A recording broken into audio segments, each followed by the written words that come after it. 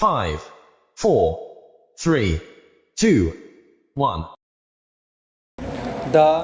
petitioner employer impugns the award dated 29th January 1998 of the tribunal holding the termination of services of the respondent number 2 workman to be bed stop, illegal, unjustified and unfair, and directing reinstatement of the respondent number 2 workman with continuity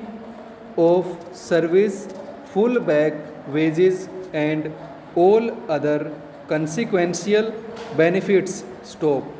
This court-wide ex parte order dated 6th October 1998 issued rule in the writ petition and stayed the operation of the award stop. The respondent number 2 workman applied under section 17B of the ID Act stop. The said application was allowed wide order dated 29th July 2002 and the interim order confirmed till the disposal of the writ petition stop. Subsequently, on application of the respondent number 2 workman, the order dated 29th July 2002 under section 17B of the ID Act was modified on 9th September 2004 stop. The case of the petitioner employer is that the respondent number 2 workman was employed temporarily under the Central Civil Services Temporary Service Rules 1965 and his services were terminated under Rule 5 of the said rules and thus the application of his termination being bad does not arise stop. The tribunal found that the respondent number 2 workman was appointed wide letter dated 21st December 1987 and his services were terminated wide order dated